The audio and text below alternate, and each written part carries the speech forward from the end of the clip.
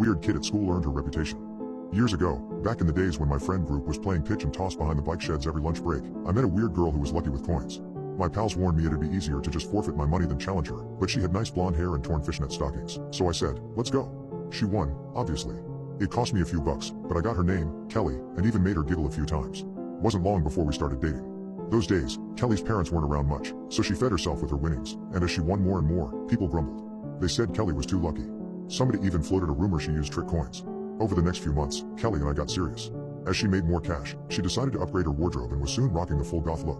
One of our teachers, a real religious lady, spent more time on abstinence than arithmetic, threw a fit. She decided Kelly was a Satanist and told her to get out of the classroom. The two of them had it out right then and there. Kelly eventually said, "You'll be sorry," and got this dark look on her face. The teacher just pointed toward the door. Later, the principal got involved. Turned it into this whole thing. The school board tried to call Kelly's parents in, but they weren't about to race down for a meeting about their daughter's education. Hell, they didn't care whether she had food. A deal got worked out. Kelly could sit in with the year below us that period. Different teacher, one who didn't give a about goths. Everyone was happy. Until 5 days later. Our gang was chilling at the skate park when a guy from school ran up and said, "Did you hear? Religious teacher died in a car accident."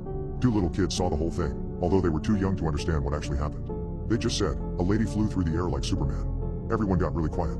A few people glanced at Kelly, then looked away all nervous. We stopped getting invited places after that. People started scribbling on her locker, whispering behind her back. There was talk her parents joined a weird cult back in the 80s, and our classmates agreed the apple doesn't fall far from the tree. One day Kelly was in the bathroom and this older girl, Sandra, started it.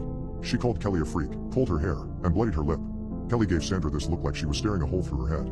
Like she was casting a spell, someone commented later. People asked Sandra whether she was scared Kelly might use witchcraft to get revenge. Sandra said no. Magic isn't real. Kelly's just a freak. But a few days later, Sandra's gut started to hurt. She went to the school nurse, who rushed her to the hospital, where she underwent an emergency operation that the surgeon botched. One tiny mistake, a simple slip of the wrist, and Sandra never made it to prom. After that, nobody wrote in Kelly's locker. One evening, she broke down and said, "Those horrible things weren't my fault. I don't know magic or witchcraft or any of that stuff. I just get lucky sometimes." I bought a bouquet of Kelly's favorite flower posies and told her I knew she wasn't to blame, and that nothing had changed between us. We both said "I love you" for the first time and then kissed. It was a really sweet moment. A few years went by. We both graduated and moved away from our hometown to attend college. And all the while, we had these little blessings. 10 seconds after our car broke down on a cross-country road trip, a mechanic pulled up and fixed it on the spot, free of charge. Anytime we walked into a fancy restaurant, the host would say, "A table just opened up, come right this way." Shortly after graduation, Kelly gifted me an envelope. An early birthday present. There were 2 tickets to Vegas inside. We rolled into town and started with the slots, then we played craps, roulette, and blackjack. The chips piled up. We cashed out, checked into the luxury suite at a 5-star hotel, then went shopping. On day 2, Kelly was in a form-hugging red dress and diamond earrings. I was rocking a $5,000 suit. By the end of the night, we could barely carry our winnings. Kelly's luck afforded us a comfortable lifestyle and even paid for a fancy wedding which her parents skipped, but nevertheless, the good times rolled, and it felt like they'd never end.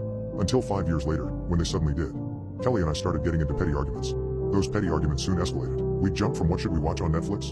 to "when are we gonna start having kids?" in less than 5 minutes. One afternoon, completely out of the blue, she demanded to see my phone, to see who I was secretly messaging. I promised she had nothing to worry about.